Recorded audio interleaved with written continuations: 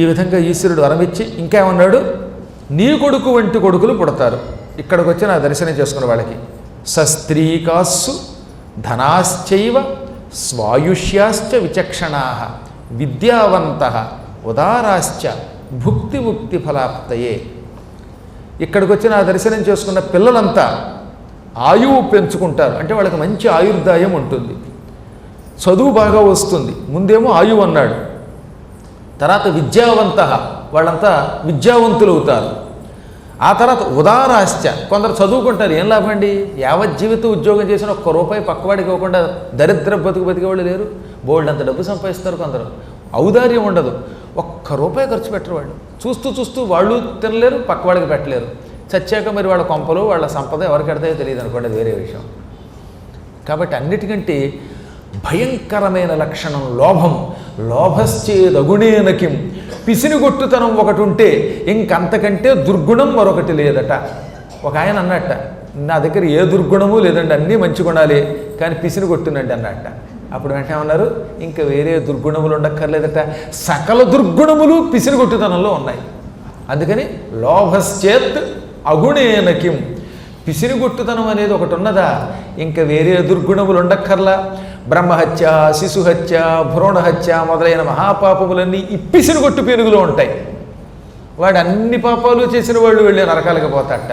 అందుకని జీవితంలో పరమదరిద్రం ఏంటంటే పిసినిగొట్టుతనం అనమాట. పరమ లోభులండి వాళ్ళు, ఎలా బతుకుతారో తెలియదు అనమాట. రామరామ రామరామ, కొంతమందిని చూస్తే జుగుప్స కలుగుతుందనమాట. అమ్మ ఏం చాలేస్తుంది, భగవంతుడే వాళ్ళకి సద్బుద్ధి ప్రసాదించాలి కాక. కానీ ఈ ఘుస్మేశ్వరలింగానికి చిన్నప్పుడు పిల్లల్ని తీసుకెడితే ధనవంతులు అవుతారు, ఆయువు పెరుగుతుంది, విద్యావంతులు అవుతారు, ఉదారులు కూడా అవుతారట. కాస్త దానం చేయటం, తనకి తానైనా ఖర్చు పెట్టుకోవడం, ఇవన్నీ వస్తాయి. మరి కొంతమంది ఉంటారు, ఎక్కడ డబ్బు ఖర్చు పెట్టాలో తెలియదు, అనవసరంగా తగలేస్తారు. వచ్చేది 25,000, 30,000, 40,000 జీతం అనుకోండి. ఈ 40,000లో మళ్ళీ ఇంటికి ఓ సన్నాసమ్మ, ఓ సన్యాసయ్య, వీళ్ళకి ఇచ్చేసి మొత్తం తగలేసి కుటుంబాన్ని పాడు చేసుకుంటారు. ఇది ప్రమాదమే. అందుకని అటువంటి వాళ్ళకి ఈ ఘుస్మేశ్వర దర్శనం వల్ల ఎక్కడ ఖర్చు పెట్టాలో మాత్రమే ఖర్చు పెట్టి, తక్కిన చోట ఖర్చు పెట్టకూడని చోట ఔదార్యం లభిస్తుంది.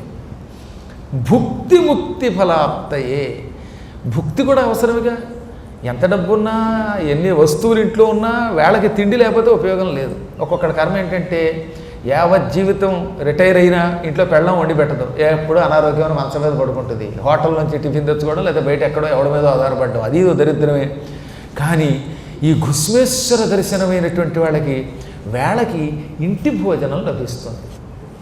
ఇవన్నీ అయ్యాక ముక్తి ఫలాప్తయే, మోక్షం కూడా లభిస్తుంది. ఆ తర్వాత 101 తరాల వరకు ఆ వంశంలో సద్గుణ సంపన్నులు పుడతారటండోయ్. ఏదో వాళ్ళు బాగుండదే కాదు, ఈ పిల్లల్ని తీసుకెళ్ళి అక్కడ ఏ శాశ్వత బాబు లాంటి వాళ్ళ చేత అక్కడికి వెళ్ళి దండం పెట్టించామంటే శతమేకోత్తరం చైవ భవిష్యంతి గుణాధికా, ఆ వంశంలో 101 తరాలు వాళ్ళు ఇలాంటి కొడుకులు పుడతారట. ఇంకా అంతకంటే అదృష్టం ఉందండి బాబు. 101 తరాలు పిల్లలు, మంచి పిల్లలు పుట్టినట్టు 101 తరాల తర్వాత దేవుడు ఎరుగు. ఉన్న మంతరమే బాగుంటే చాలు, ఉందనుకున్న రోజుల్లో 101 తరాలు బాగుంటారని చెప్పారు. 48, 49 శ్లోకాల్లో ఫలశ్రుతి మళ్ళీ మళ్ళీ వినండి. సస్త్రీ, ఆ పిల్లవాడు చిన్నప్పుడు అక్కడికి వెళ్ళి దండం పెట్టుకుంటే వాడికి మంచి భార్య వస్తుంది, ధనవంతుడవుతాడు, ఆయువు పెరుగుతుంది, విచక్షణ కలుగుతుంది, విద్యావంతుడవుతాడు, ఉదారుడవుతాడు, భుక్తి లభిస్తుంది, ముక్తి లభిస్తుంది. ఆ వంశంలో 101 తరాల వాళ్ళు మంచి పిల్లలు పుడతారు. అదే స్త్రీ ఆడపిల్లని తీసుకెడితే మంచి భర్త లభిస్తాడు, మళ్ళీ వాళ్ళకి ఆయువు వస్తుంది, విచక్షణ వస్తుంది, విద్యావంతురాలు అవుతుంది, ఔదార్యం కలుగుతుంది, భుక్తి ముక్తి లభిస్తుంది. ఆవిడకు కూడా ఆ వంశంలో 101 తరాల వాళ్ళు మంచి పిల్లలే పుడతారు.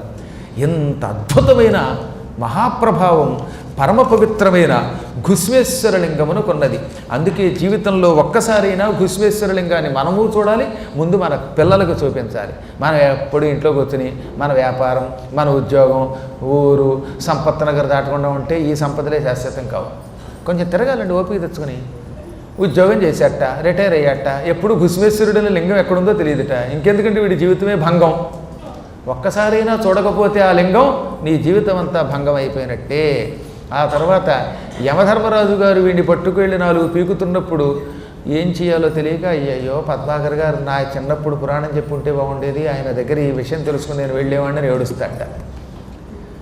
కొంచెం పేనాసాళ్ళు ఏం చేస్తారంటే రోజు ప్యాసింజర్ రైలు ఉంటుంది గుస్మేశ్వర లింగానికి డైరెక్ట్గా హైదరాబాద్ నుంచి. ఆ ప్యాసింజర్ రైలు ఎక్కితే ఒక 25 రూపాయల టికెట్తో అయిపోతుంది. చక్కగా లెట్రిన్ దగ్గర కూర్చొని ఆ సువాసన పీల్చుకుంటూ వెళ్ళిపోవచ్చు. ఏముందండి, తెల్లారికెళ్ళి ఎక్కడికి దర్శనం చేసుకుని మళ్ళీ ఇంటికి వచ్చేయచ్చు. ఏమైనా మొత్తం మీద ఏం కష్టం పడతారో ఒక్కసారైనా వెళ్ళి దర్శనం చేసుకోండి. నేను అన్నీ చెప్పట్ల, కొన్ని మాత్రం మీకు స్ట్రాంగ్గా చెప్పాను. వాటి దగ్గరికి వెళ్ళడం అంత ఎక్కువ ఖర్చు కాదు. కొంచెం సంవత్సరంలో ఒక యాత్రకి ఓ వారం రోజులు కేటాయించుకోండి. సంవత్సరానికి ఒక వారం పెట్టుకోండి చాలు. ఈ వారం రోజులు సినిమాలు షికారులు మానేయండి. ఈ విధంగా ఈశ్వరుడు పలికాడు ఇవన్నీ. ఇప్పుడు పైన చెప్పినవన్నీ ఈశ్వరుడు. ఇత్యుక్త్వాచ శివ తత్ర లింగరూపో భవత్తథ. శివుడు ఇలా పలికి అక్కడ లింగరూపం పొంది ఘుస్మె పేరు మీదుగా ఘుస్మేశ్వరుడని ప్రఖ్యాతి పొందాడు. ఆ సరస్సు శివాలయం అయ్యింది. అక్కడ కొత్త సరస్సు ఏర్పడింది. ఇప్పుడు సుధర్ముడు ఘుస్మ సుదేహ ఒకడొకడు కలుసుకున్నారు. శివుడికి 101 ప్రదక్షిణలు కూడా చేశారట. ఒకసారి ఈ శ్లోకం వినండి, 51వ శ్లోకం. ప్రదక్షిణం శివస్యాసు శతమేకోత్తరం దధు. శివుడి యొక్క ఆలయం చుట్టూ, ఈ ఘుస్మేశ్వర ఆలయం చుట్టూ 101 ప్రదక్షిణలు చేశారు. పురాణంలో ఈ ఘుస్మేశ్వర జ్యోతిర్లింగం చిట్ట చివరిలో అధ్యాయం 33 కోటి రుద్ర సంహిత 12 జ్యోతిర్లింగ మహాత్మ్యం, అందులో 51వ శ్లోకంలో 101 ప్రదక్షిణలు చేశారు అన్నది. ప్రదక్షిణలు లేవా అసలు మన దగ్గర? ప్రదక్షిణ పదే పదే అని రోజు చెప్పుకుంటున్నాము. మనం మహాపాపాలు తొలగించుకుంటున్నాం బాబోయని శ్లోకాలు ఉన్నాయా అంటే ఆ శ్లోకాలు ఏవి మనం నమ్మమన్నమాట. పాపోహం పాప కర్మాహం అని చెబుతున్నాయా లేవా? యాని కాని చ పాపాని జన్మాంతర కృతాని చ తాని తాని ప్రణశ్యంతి. ప్రదక్షిణ పదే పదే ఆలయం చుట్టూ ప్రదక్షిణ చేసినప్పుడు అడుగడుక్కి నువ్వు ఈ జన్మల్లో పూర్వజన్మల్లో చేసిన మహాపాపాలన్నీ పోతాయో అని చెబుతూ అంటే నాస్తికుల వల్ల దేశం పాడైపోతుంది. శాస్త్రములు ప్రమాణంగా చెప్పాయి మనకి.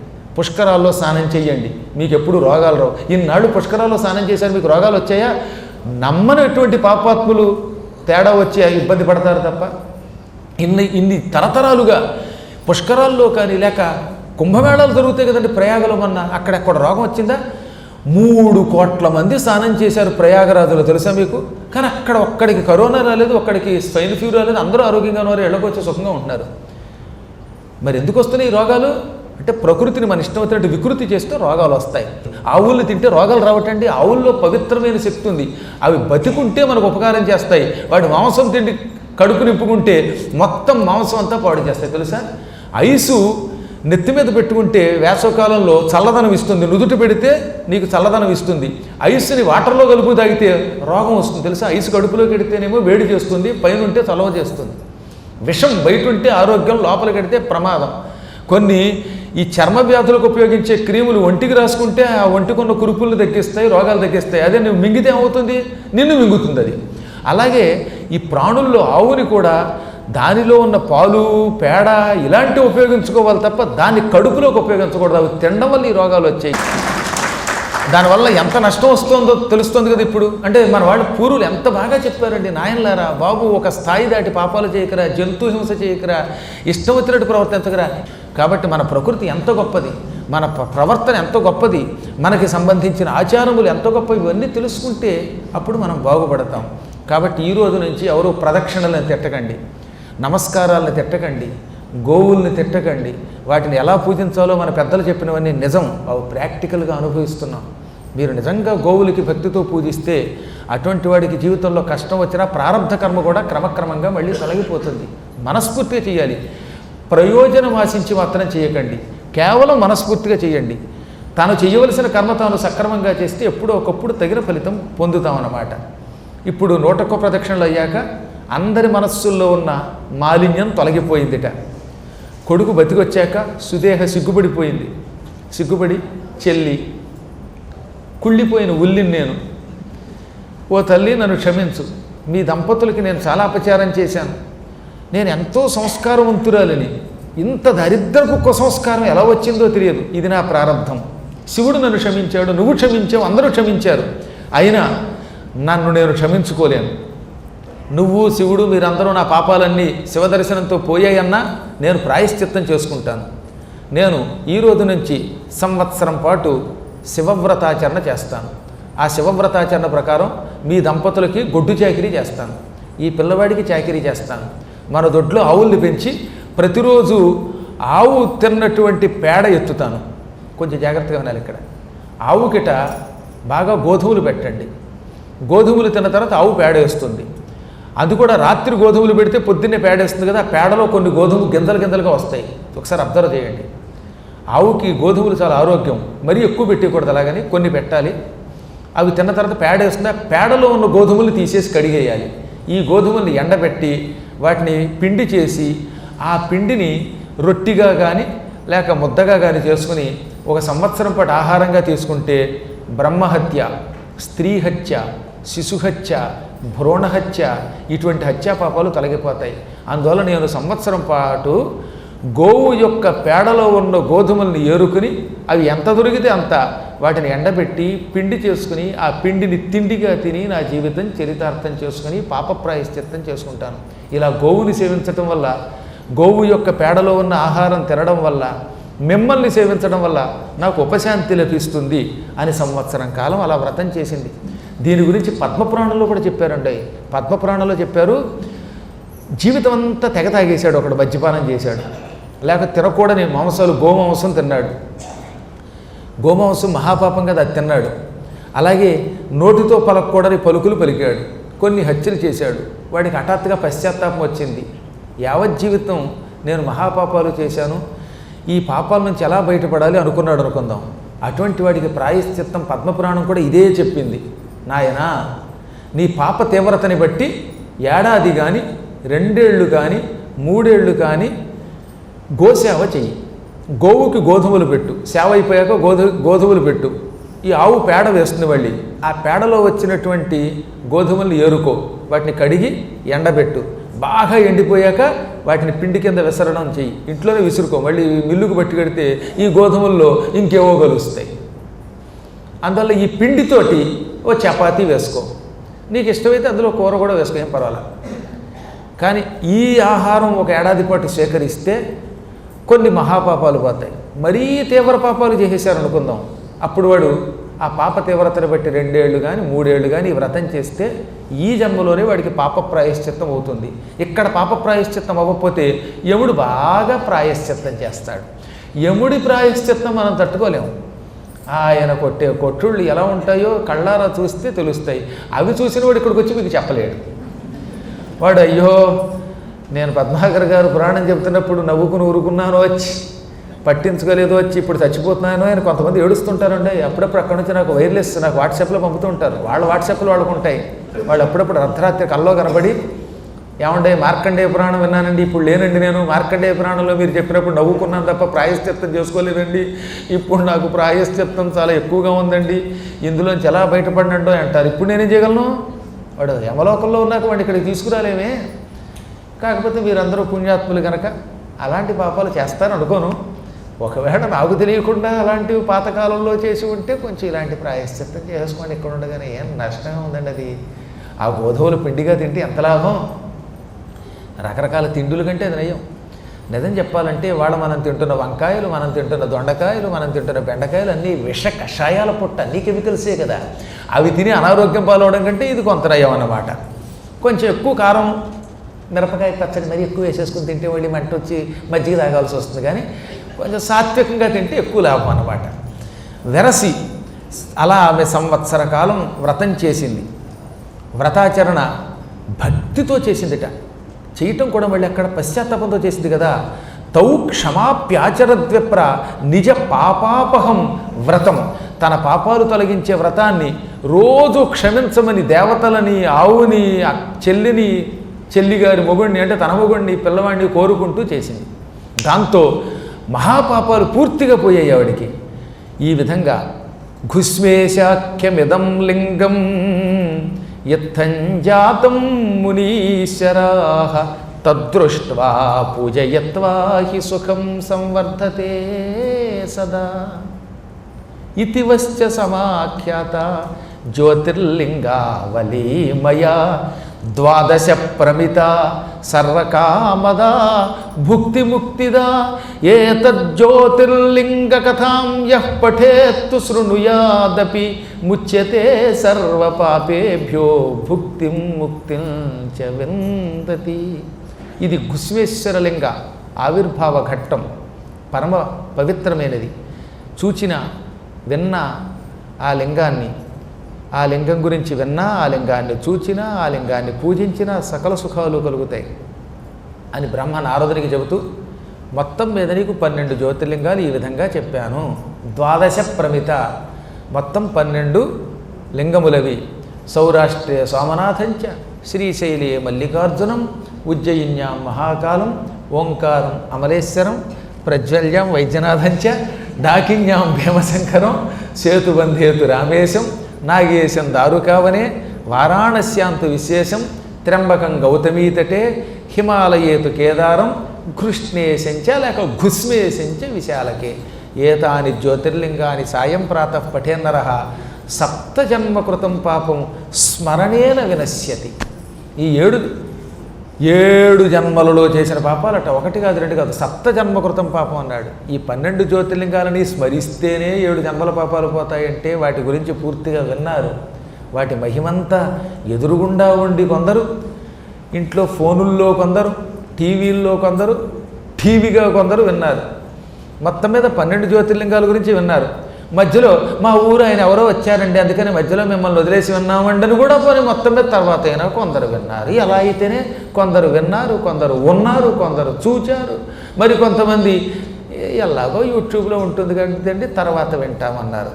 ఏ విధముగా అయినా సరే భక్తితో శ్రద్ధతో ఈ లింగములను స్మరించి వాటి గురించి వింటే అన్ని కోరికలు తీరుతాయి, భుక్తి ముక్తి లభిస్తుంది. అన్నిటికంటే చదివినా వినిపించినా సకల పాపాలు తొలగిపోతాయి, భుక్తి ముక్తి లభిస్తుంది. ఈ విధంగా 12 జ్యోతిర్లింగాల ఆవిర్భావ మహామహిమలను బ్రహ్మ ద్వారా నారదుడు విన్నాడు. సౌనకాదులంతా సూతుని ద్వారా విన్నారు. బ్రహ్మశ్రీ మధ్యవర్తి పద్మాకర్ గారి ద్వారా మీరందరూ విన్నారు. ఇప్పుడు ఈ కథంతా విన్న తర్వాత నారదుడు పులకించిపోయి 12 జ్యోతిర్లింగాల గురించి చెబుతూ శివుడి దగ్గర ఆత్మలింగము జ్యోతిర్లింగం అని 2 ఉన్నాయని, ఈ 2 లింగాల్లో జ్యోతిర్లింగం వైద్యనాథ జ్యోతిర్లింగం అయ్యి రావణుని ద్వారా ప్రసిద్ధికెక్కిందని అన్నావు. ఈ రావణుని ద్వారానే భూలోకానికి ఆత్మలింగం కూడా వచ్చిందని విన్నాను. ఈ ఆత్మలింగం కథ ఏమిటి, కమామిషం ఏమిటి, ఇదెందుకు వచ్చింది, దీని వెనకున్నటువంటి పూర్తి కథ, గోకర్ణ మహిమ వివరించు. ఆ గోకర్ణంలో ఉన్న స్వామిని మహాబలేశ్వరుడు అంటారట, అది ఎంతవరకు నిజం అని అడిగాడు. అన్నీ నారదునికి తెలియక అసలు నారదుడే ఇందులో పార్టిసిపేట్ చేశాడు.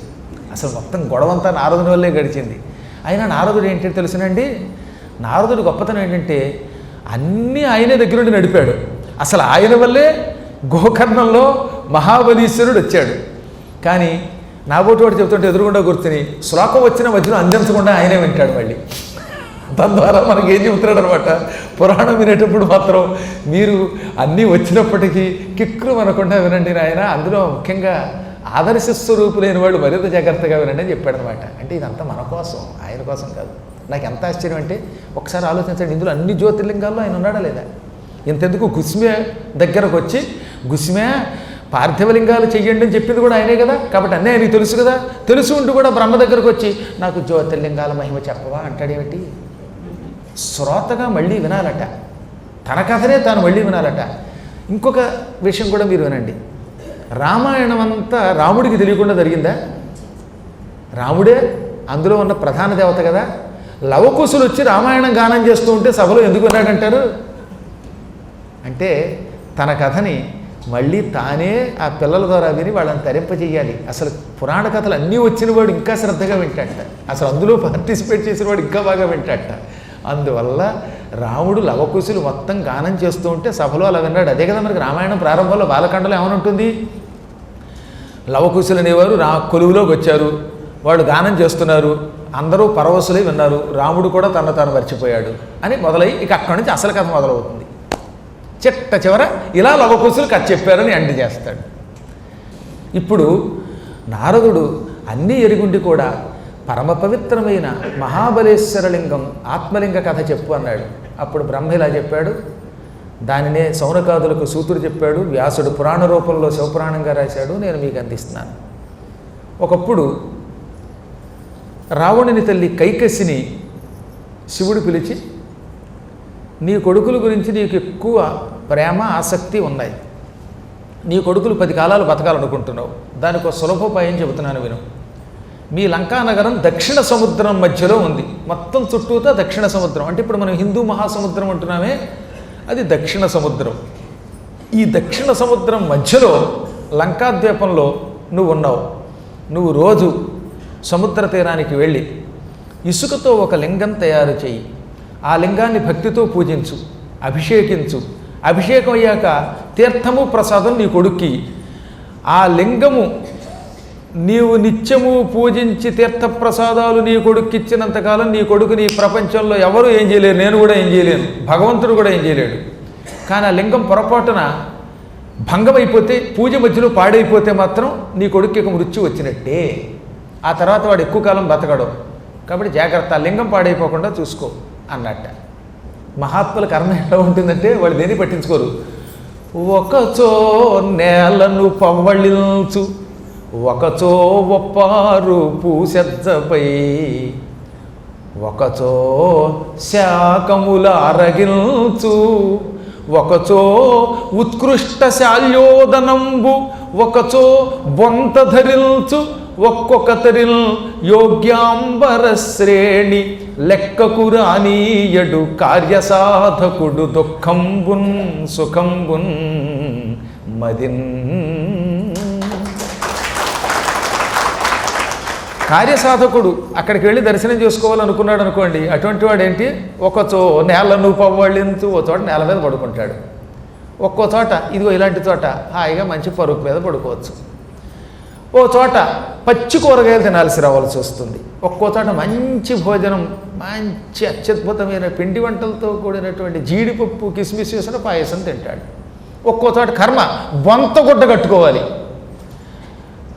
ఒక్కోసారి బొంత ఎందుకు కట్టుకుంటారు అంటే, ఏమైంది, మన సముద్ర స్నానం చేస్తూ ఉంటే అందులో స్నానం చేస్తున్న మా పీఠం అర్చక స్వామి వారి యొక్క వస్త్రం కొట్టుకుపోయింది. అందులోంచి బయటికి రావాలి. ఈ బయట జనాలు కూర్చొని రండి అంటారు. మీరు వెళ్ళండి అంటే, అబ్బెబ్బే మాకు చిన్న గురువు గారు, మీరు అర్చకులు మిమ్మల్ని ఎలా వదులుతూ ఉంటుంది ఆడవాళ్ళు. వాడి గొడవ వీళ్ళకి అర్థం కాదు. మీరు వస్తే కానీ రామన్నారు, వాడు రాడు. నాకు విషయం అర్థమైంది. ఈలోపు ఈ సముద్రంలో ఇంత గోనిగుడ్డ కొట్టుకొచ్చింది. ఈ గోనిగుడ్డ వాడికి ఇస్తే ఆ గోనిగుడ్డ అడ్డంగా కట్టుకుని బయటకు వచ్చాడు. అసలు రహస్యం ఇలా అన్నమాట. అంచేత ఒక్కోసారి బొంత ధరిస్తాడు, ఒక్కోసారి ఇంకో మంచి బట్టలు కట్టుకుని కండువా వేసుకుంటాడు. కానీ మొత్తం మీద కార్యసాధకుడు దుఃఖం సుఖం ఈ రెండింటినీ మనస్సుకి రానివ్వడనమాట. శివుడి యొక్క ఆజ్ఞ విన్నది కైకసి. రోజు పొద్దుటే బయలుదేరేది. తెల్లవారుజామున వెళ్ళి సముద్ర స్నానం చేసి సముద్ర తీరంలో ఇసుకతో ఒక లింగం తయారు చేసేది. ఆ లింగం తయారు చేసిన చోటే వాళ్ళ శాంకరీదేవి ఆలయం ఉన్నది. లంకాయాం శాంకరీదేవి అనే ఆలయం అక్కడే ఉన్నది. అక్కడ సముద్రమేమో కింద ఎంతో అగాధంలో ఉంటుంది. దాదాపు 1 కిలోమీటరు 2 కిలోమీటర్ల ఎత్తులో ఉంటుందండి శాంకరి గుడి కొండ. ఎంత అగాధం, ఎంత ఎత్తు ఒకసారి ఆలోచించండి. ఆ ఎత్తు ప్రదేశం మీద ఇప్పటికి కూడా అక్కడ అగస్త్యుని యొక్క విగ్రహము లింగము ప్రతిష్ఠించారు కృత్రిమంగా. ఆ లింగ ప్రాంతంలో అంత ఎత్తు కొండ మీద శివలింగం తయారు చేసి పెట్టుకున్నదట ఇసుకలింగం. ఎందుకని కింద అయితే సముద్రుడు కొట్టించేస్తాడు, దాన్ని శివలింగం సముద్రపు కెరటాలకు కొట్టుకుపోతుంది, సైకతలింగం కదా అనుకుని అంత ఎత్తు కొండ మీద శాంకరీపీఠం ఉన్న చోట ఒక లింగం తయారు చేసి ఆ లింగాన్ని గట్టిగా నొక్కి కొంచెం నీళ్లు పోసి అభిషేకించేది. ఎక్కువ నీళ్లు పోస్తే ఏమవుతుంది, మళ్ళీ ఈ సైకతలింగం కరిగిపోతుంది. కరిగిపోతే కొడుక్కి ప్రమాదం. అందుకని లఘువుగా పూజ చేసేది. అది కూడా ఆకు వేసే అభిషేకం చేసేది. ఆకు మీద పడిన నీళ్లు కొన్ని బొట్లు ఓ సీసాలో పట్టుకునేది. ఆ రోజుల్లో బంగారపు ఒక పాత్ర ఉంటే ఆ పాత్రలో పోసేది. శివుడికి అలాగ భక్తితో పూజ చేశాక రాక్షస స్త్రీలంతా సంస్కృతం చదువుకున్నవాడు. వాళ్ళందరికీ సంస్కృతం బాగా వచ్చు. దానికి నమ్మక చమకం తానే చెప్పుకునేది. అవన్నీ చెప్పుకుని పూజించి ఏదో ప్రసాదం పండో ఇంకోటో స్వామికి నివేదించి ఈ తీర్థము ప్రసాదం రోజు రావణునికి ఇచ్చేది. అలా చాలా కాలం ఆ పూజ ఏ విధమైన విఘ్నము లేకుండా సాగింది. ఈలోపు దేవతలంతా హాహాకారాలు చేస్తూ బ్రహ్మ దగ్గరికి వెళ్ళారు. బ్రహ్మదేవ శుభభాగ్య విధాత, రావణుడి యొక్క అకృత్యాలు తట్టుకోలేకపోతున్నాం, వాడు మమ్మల్ని అందరినీ నాశనం చేస్తున్నాడు, వాడు ఎలా చస్తాడో చెప్పు అనగా ఆయన నరవానరుల వల్ల మాత్రమే చావు లేకుండా వరం కోరుకున్నాడు. ఇప్పట్లో నరుడు వానరుడు పుట్టాలంటే కొంత సమయం పడుతుంది. విష్ణువు నరుడిగా పుట్టాలంటే ముందు మీరు ఓ పని చేయాలి. కైకసి రావణుని తల్లి అనుదినము సైకతలింగాన్ని దక్షిణ సముద్ర తీరంలో అభిషేకించి పూజిస్తున్నది. ఆ లింగం కనుక పూజ మధ్యలో కరిగిపోతే, కొట్టుకుపోతే, నాశనం అయిపోతే రావణుడు నాశనం అయిపోతాడు. ఇంద్ర, నీకు నేను చెప్పాలా, ఈ పంచభూతాలు నీ మిత్రులేగా. జలాధిదేవత సముద్రుణ్ణి వరుణుణ్ణి ప్రోత్సహించి ఆవిడ శివలింగాన్ని అభిషేకిస్తూ ఉంటే లింగం కొట్టుకుపోయేలా చేసే రావణాసుడు వాడంతా వాడే చేస్తాడు. వాడి పాపం పండుతున్నారు. కానీ ఇంతకాలం చెప్పావు కాదేమి స్వామి అన్నట్ట. నువ్వు అడగలేదుగా, అడగకుండా ఉచిత సలహాలు ఇవ్వకూడదు, ఇస్తే కొంపలు మురుగుతాయి, ఇప్పుడు వెళ్ళిరా అన్నట్ట. వెంటనే ఇంద్రుడు వచ్చి సముద్రుణ్ణి, సముద్ర నువ్వేం చేస్తావో తెలియదు, కార్తీక సోమవారం వస్తున్నది రేపు. ఆ కార్తీక సోమవారం నాడు అత్యంత భక్తితో కైకసి సైకతలింగాన్ని పూజిస్తుంది. ఆ లింగం కొట్టుకుపోవాలి. అది కొట్టుకుపోయిందా రావణాసురుడు కూడా మట్టి కొట్టుకుపోతాడు. అనగానే వాడు నన్ను తంతాడేమో, అసలే వాడంటే నాకు భయం అన్నట్ట. వాడు తంతే అప్పుడు చూద్దాంలే, అయినా సముద్రుడికి అంతేమిటి చేసే ధైర్యం చేసి తర్వాత అంతగా నిన్ను తన్నితే బ్రహ్మ శివుడు విష్ణువు నేను మేము లేము అన్నట్ట. బ్రహ్మశివుడు విష్ణువు ఉన్నాడంటే నమ్ముతాను, కానీ నువ్వు ఉన్నావంటే నాకేం నమ్మకం నాయనా, నువ్వే వారిపోయావు కదా అన్నట్ట. పోన్లేరా బాబు, ఏదో మాట వరసగన్నాను, నేను లేకపోయినా త్రిమూర్తులు రక్షిస్తారు, దర్జాగా పని చేయనగా కొంచెం భయపడుతున్నా సముద్రుడు ఇది తప్పదని నిర్ణయించుకున్నట్ట. వరుణ దేవుణ్ణి ఆవాహన చేసుకున్నాడు. మరునాడు కార్తీక సోమవారం రోజులాగే కైకసి ఆ ప్రాంతానికి వచ్చింది. పెద్ద సైకతలింగం చేసింది, పూజ చేయబోతోంది మొదలుపెట్టి. ఆ సమయంలో సముద్రుడు పెద్ద ఉప్పెన పైకి లేవనెత్తాట. నిజంగా మీరు చూస్తే ఆశ్చర్యపోతారండి. కిందేమో అగాధంగా ఉంటుంది సముద్రం, అంతెత్తుకి మామూలుగా కెరటాలు లేవు. కానీ సముద్రుడు కావాలని ఓ పెద్ద కెరటం విసిరాడు. ఆ కెరటం వచ్చి సగం సగం పూజ చేస్తున్నటువంటి సమయంలో లింగం మొత్తం కరిగిపోయేలా చేశాడు. సైకతలింగం కరిగిపోయి సముద్రం పాలైపోయింది. ఇంకా కైకసి ఏడ్చింది. అందున ఈ పూట కార్తీక సోమవారం నేను ఉపవాస దీక్షతో శివుణ్ణి పూజిద్దాం అనుకుంటూ ఉంటే లింగం కొట్టుకుపోయింది. ఇక నా కొడుక్కి మరణం తప్పదు అని భయం వేసింది. పాపం ఏడుస్తూ, ఎంత దుర్మార్గుడైనా కొడుకేగా, వాడు లోకాలని పట్టి పీడించి చంపే మృత్యువైనా తనకు కొడుకే గనక ఏడుపు మొహంతో ఇంటికి వచ్చింది. రాగానే రావణాసురుడు తీర్థమేది ప్రసాదమేది అంటే, ఇంకేం తీర్థం నాయనా, నీ తల్లి చచ్చిపోయిందనుకో అంది ఆవిడ. అంత మాట అన్నావేమిట, మరి నువ్వేమిటి చావడం ఏమిటి, తీర్థప్రసాదాలు అడిగితే అనగా జరిగింది చెప్పి ఇవాళ లింగం అంతా పాడైపోయింది, సముద్రపు కెరటంలో కొట్టుకుపోయిందనగానే రావణాసురుడు ఆగ్రహోదగ్రుడై ఈ సముద్రుడిని చీల్చి చెండాడతానన్నాడు. సముద్రుని ఎందుకురా చీల్చి చెండాడడం, నీకు ధైర్యం ఉంటే ఆ లింగం కొట్టుకుపోకుండా చూడాలి. అది శివలింగం, సైకతలింగం, అది ఇసుకలింగం కాబట్టి సముద్రపు కెరటాల వల్ల కరిగిపోయింది. అదే నువ్వు కనుక కరిగిపోని లింగాన్ని అక్కడ ప్రతిష్ఠించి ఉంటే శివపూజ పాడయ్యేదా అనగానే మంచి ఆలోచన ఇచ్చావు. ఈ ప్రపంచంలో అన్నిటికంటే గొప్పది శివుని ఆత్మలింగం. నేను శివుడి ఆత్మలింగాన్ని తపశ్శక్తితో సాధించి పట్టుకొస్తాను. శివుడంతటి వాడి ఆత్మలింగం అంటే శివుడి యొక్క తత్వమే ఇక్కడికి వస్తుంది. ఆత్మలింగం అంటే డైరెక్ట్గా శివుడే, పరమాత్మ ఇక్కడ వచ్చి కూర్చున్నట్టే. ఆ ఆత్మలింగాన్ని లంకలో ప్రతిష్ఠిస్తే ఇక మనకి అపజయం ఉండదు. ఈ దేవతలు త్రిమూర్తులు కూడా నన్ను ఏం చేయలేరు అనగానే ఆ పని చేయరా కుమారా, నేను సంతోషిస్తాను, ఇక నీకు మృత్యువు అవుతుంది, ఇది సత్యం, వెళ్ళండి.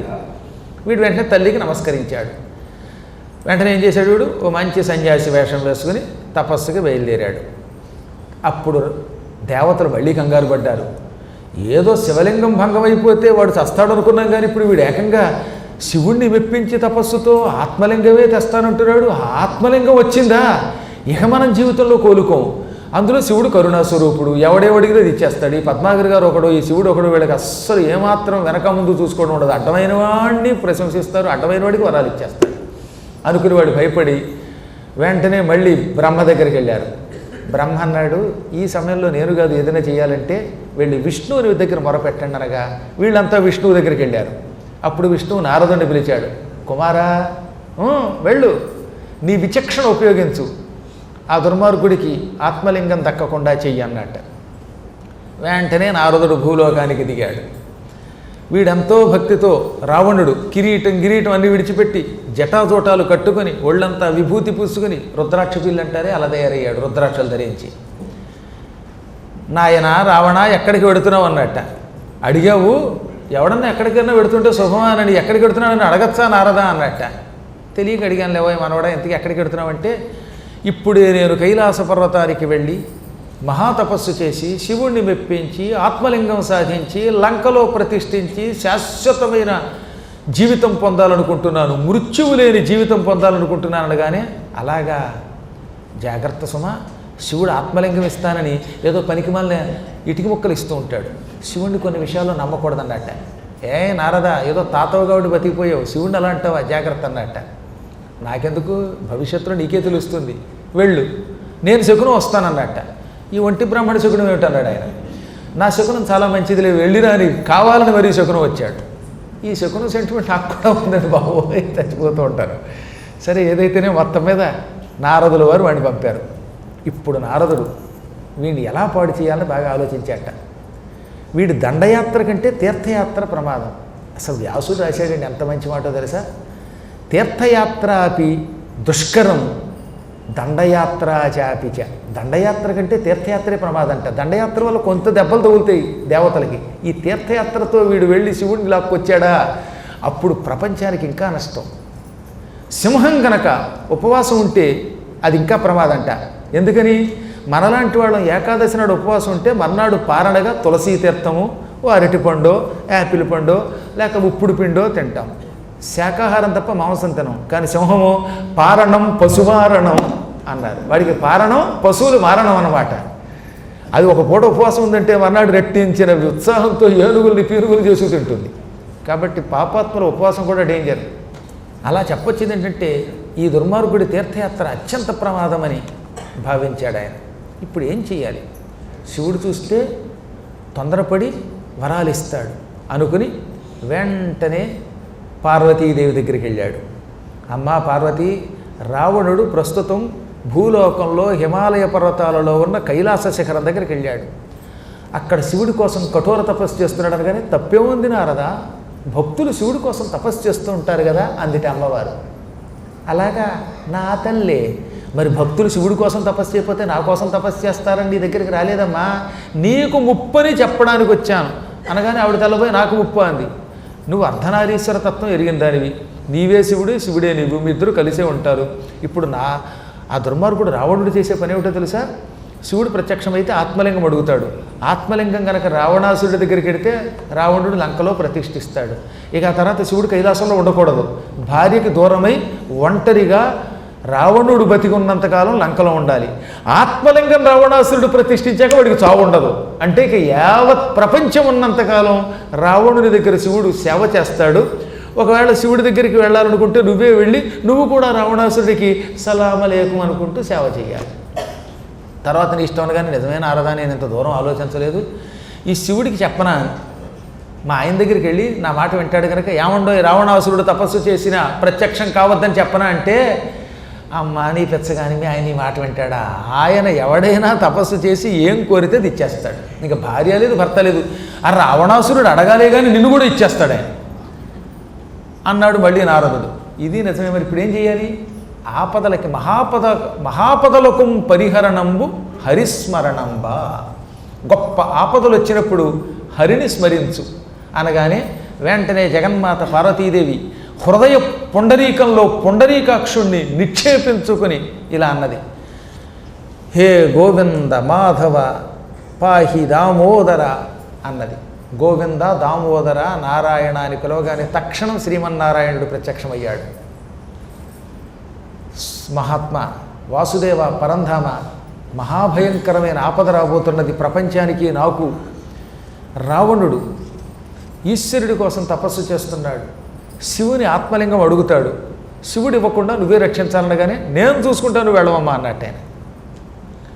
కొద్ది రోజులకి రావణుని తపస్సు ఫలించింది. రావణాసుడు మూర్ఖుడు కదా, మూర్ఖులు బాగా తపస్సు చేస్తారు. మొండాడు రాజు కంటే బలవంతుడు, అత్యంత కఠోర దీక్షతో వాడు తపస్సు చేస్తూ ఉంటే ఆ తపస్సుకి మెచ్చుకుని ఈశ్వరుడు ప్రత్యక్షం అవడానికి కైలాసంలో బయలుదేరాడు.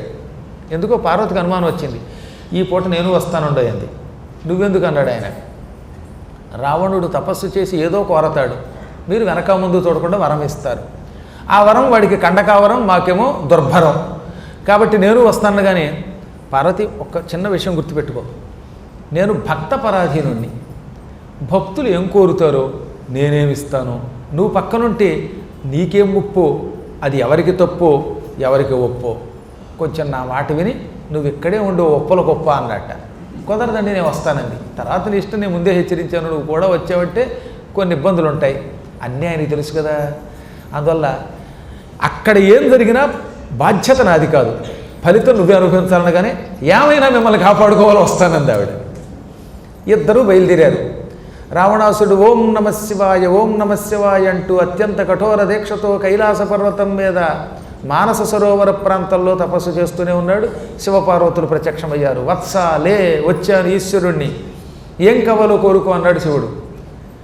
అప్పుడు రావణుడు చూశాట, ఎదురుగుండా తెల్లని మరొక మంచు కొండలాగా పక్కన మహాసౌందర్యంతో తెల్లని వర్ణంతో మిసమిసలాడిపోతున్న పార్వతీ సమేతుడై శివుడు ప్రత్యక్షం కాగానే రెండు చేతులు అత్యంత భక్తితో జోడించి నమస్కరించి ప్రార్థన చేయబోయాడు.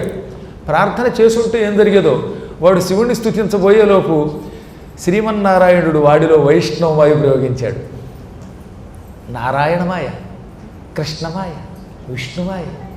ఆ విష్ణుమాయ వాడిని పట్టుకోగానే ఒక్క క్షణకాలంలో రావణాసురుడి యొక్క మనస్సంతా చంచలం అయిపోయింది. వాడు శివుణ్ణి చూశాడు, అమ్మని చూశాడు, శివుణ్ణి చూశాడు, అమ్మని చూశాడు. వాడికి ఏమనిపించింది, ఇంత సుందరీమణిని ఈ శివుడు ఏ తపస్సు చేసి భారీగా పొందాడో, ఈ శివుడిని అలా పక్క గంటి అక్కడ నేను కూర్చుంటే నా పక్కన ఆవిడ ఉంటే ఎంత బాగున్నావు. కొందనం బొమ్మ ఆవిడ, నేను నల్లని దెమ్మ, ఈ దెమ్మగా బొమ్మ ఎంత బాగుంటుందో అనుకున్నాడు.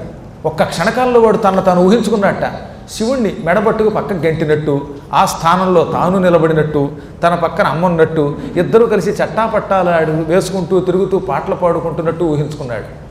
మహామాయ అంటే అదనమాట. జ్ఞానినామపి చేతాంసి దేవి భగవతీ సా బలాదాకృష్య మోహాయ మహామాయా ప్రయచ్చతి. ఎంత గొప్ప జ్ఞాని మనస్సులోకైనా మహామాయ ప్రవేశించిందంటే వాడు తనను తాను మర్చిపోతాడు. బలంగా ఈ సంసారంలోకి ఈడ్చుకొచ్చి భ్రష్టుణ్ణి చేసేది మహామాయ. అందుకే ఈ మాయ నుంచి బయటపడడానికి నిరంతరం యోగమాయని, జగన్మాతని, పరమేశ్వరుని రోజు తలుచుకోవాలి. అప్పుడు మనకి ఈ మాయలు అంటాం.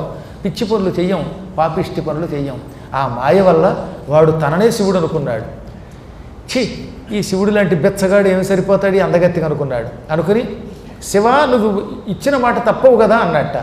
మాట తప్పడం ఈ శివుడి యొక్క చరిత్రలో లేదు. కోరుకో అనగా, అయితే పార్వతి నాకు భారీగా ఇచ్చేయి, నీకెందుగా పెళ్ళం అన్నాడు. ఆవిడ జగన్మాత నాయన, నువ్వు మా బిడ్డమనగా, బిడ్డవైనా ఎవడో ఒకడు మట్టి కట్టేగా, ఇలాంటి కబుర్లు నాకు చెప్పకు.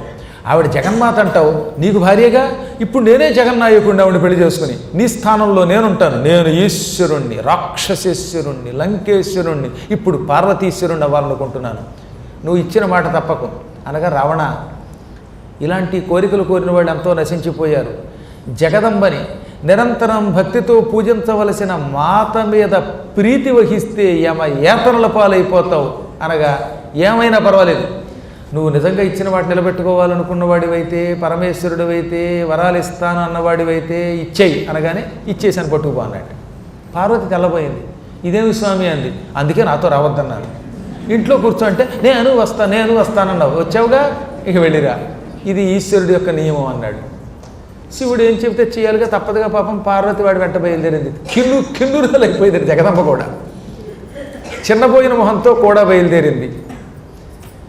అమ్మని నిజంగా వాడు తాకితే క్షణంలో భస్మం అయిపోడు, బూడిదైపోడు. ఆవిడికి కొంత తెలుసు ఈ దరిద్రం అంతా ఏమిటో.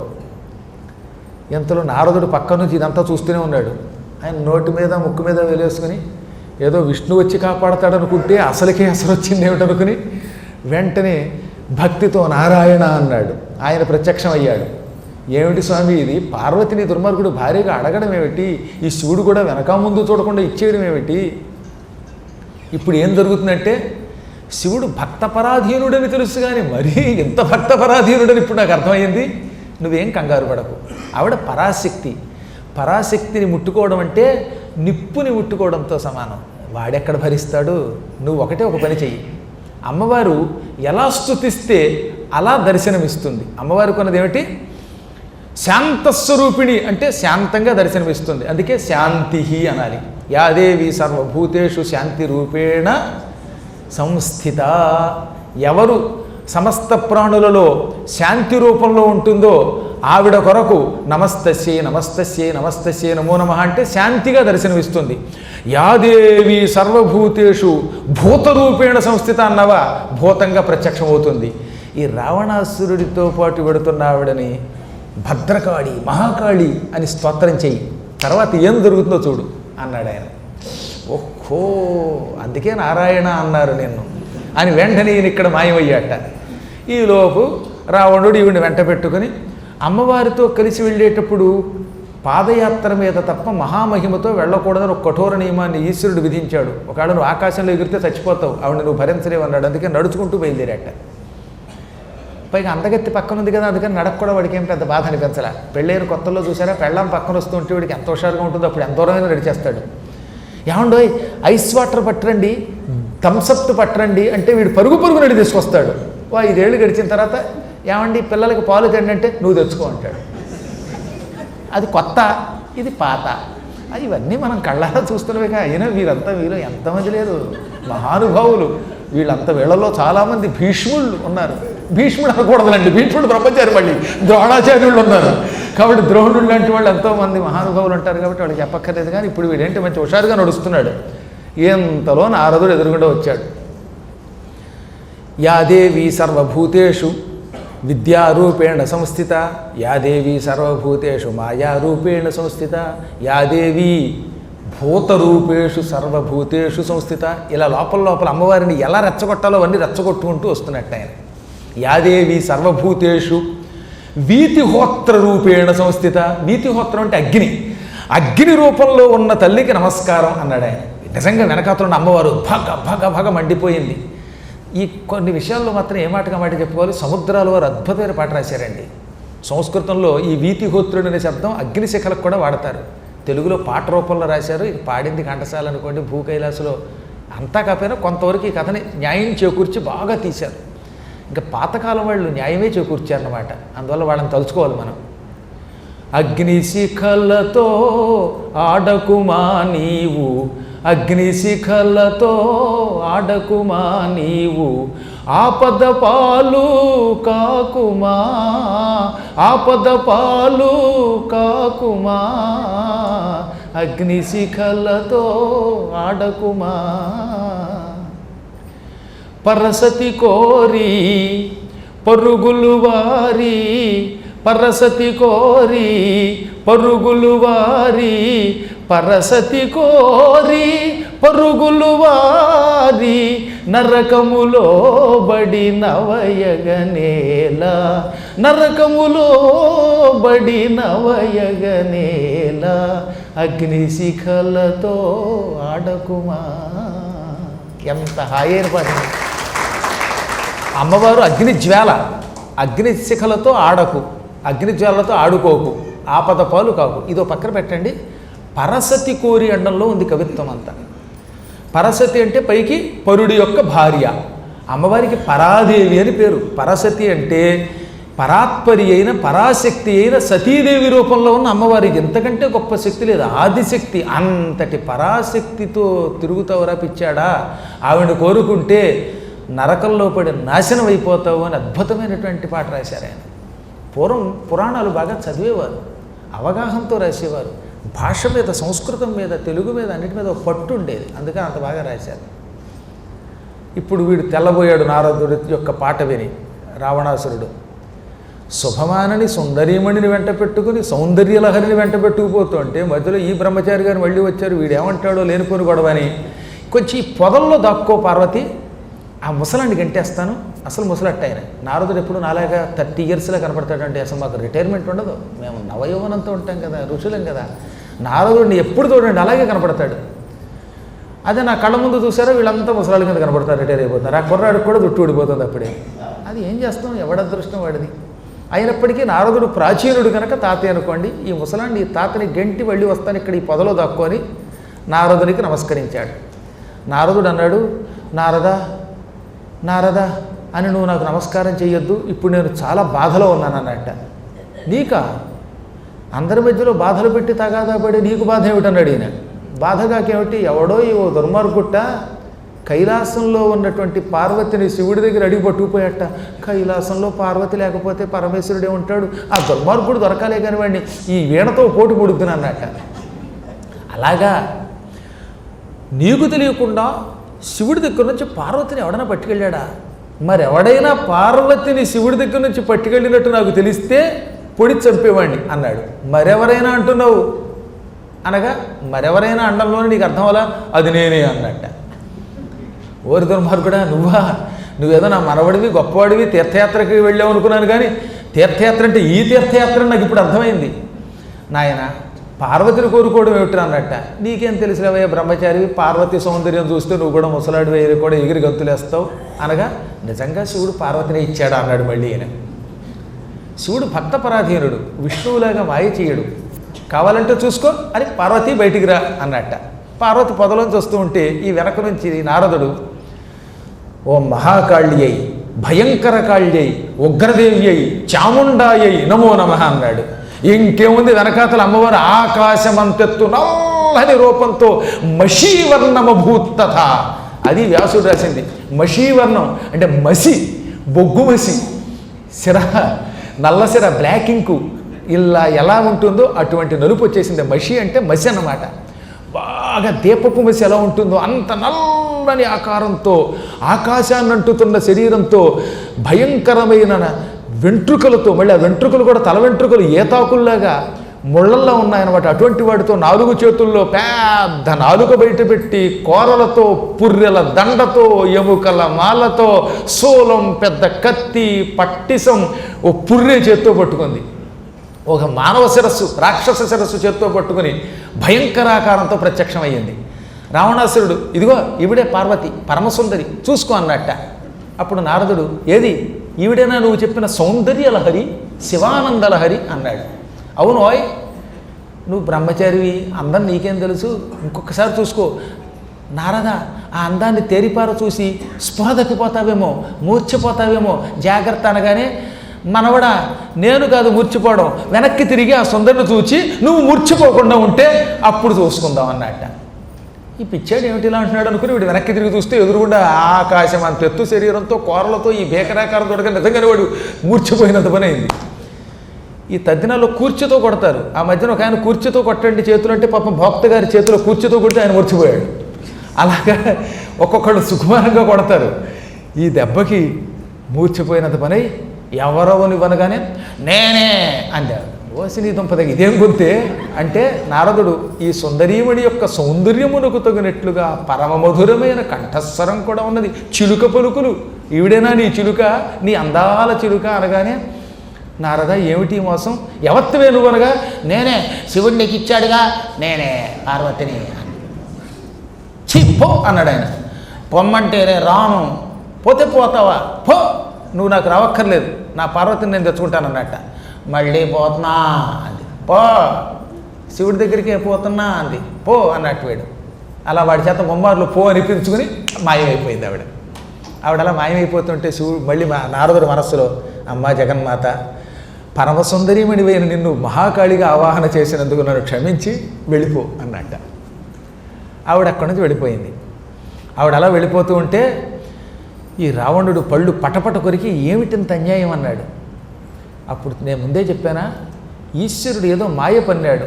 నా మాట విని పాతాళ లోకంలో ప్రస్తుతం ఒక సుందరి ఉంది, ఆ సుందరే నాకు పార్వతి అని అనిపిస్తుంది, అక్కడికి వెళ్ళి పెళ్లి చేసుకోమంటే పెద్ద గొడవ జరిగింది అనుకోండి. వీడి చివరికి పాతాళానికి వెళ్ళి మండోదరిని చూచి పార్వతి అనుకుని మండోదరిని పెళ్లి చేసుకున్నాడు. ఎందుకంటే గోకర్ణ నక్షత్ర మహిమ కాబట్టి క్లుప్తంగా చెప్పాడనమాట. మండోదరిని వివాహం చేసుకుని తన తల్లి దగ్గరకు వచ్చి నమస్కరించి ఇదిగో పార్వతిని నీ కోడలుగా తెచ్చానన్నట్ట. అనగానే ఆవిడ తెల్లబోయి ఇదేమిట్రా ఆత్మలింగం తెమ్మంటే పార్వతిని పెళ్ళంగా చేసుకోవటం ఏమిట్రా పాపిష్టాడా. అమ్మ పార్వతీమాత నన్ను క్షమించండి, నేను పార్వతిని కాదు మాతని కాదండి, నాకీ రంపకోత ఏంటండి, మాతని కాదండి, నేను మండోదరినండి, మయుడి కూతుర్నండి అంది. అనగానే అప్పటికి రావణునికి విషయం అర్థమైంది. ఎంత మోసం చేశాడు ఈ నారదుడు, ఈ నారదుడిని చంపితే కానీ నాకు కసి తీరదన్నట్ట. అప్పుడు నారదుడు తెల్లబోయి, ఆగరా మూర్ఖుడా, నువ్వు చేసిన పాపాలు నాకంట కడతావేమిట్రా, నువ్వు ఎన్ని పాపిష్టి పనులు చేసావో ఆలోచించు, నిన్ను రక్షించడానికి మేమంతా ఎంత పన్నాగం పన్నవలసి వచ్చింది తెలిసినా. సైకతలింగంబు జలధిపాలగునాడు తల్లికిచ్చిన మాట తప్పినావు, కరుణింపవచ్చిన కైలాసనాథుని అడుగరా నివరములడిగినావు, అఖిల లోకారాధ్యయౌ జగన్మాతను వలపు పల్కుల మది కలచినావు,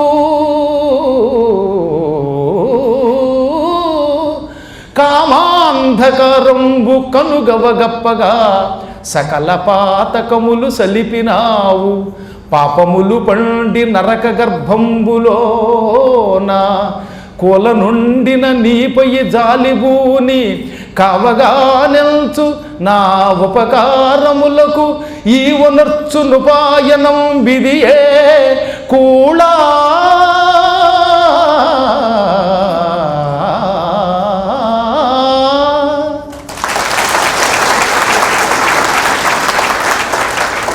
ప్రస్తుతానికి ఈ పద్యాన్ని అట్టేపెట్టి దీని అర్థం రేపు చెప్పుకుందాం. ఈ గోకర్ణేశ్వర మహిత్మ ఇంకా కాలంజర మహిమ ఇటువంటి విశేష ఘట్టాలు తెలుసుకుందాం. స్వస్తి ప్రజాభ్య పరిపాలయంతాం న్యాయ్యేన మార్గేణ మహీం మహిషా గోబ్రాహ్మణేభ్య శుభమస్తు నిత్యం. లోకా సమస్తా సుఖినో భవంతు.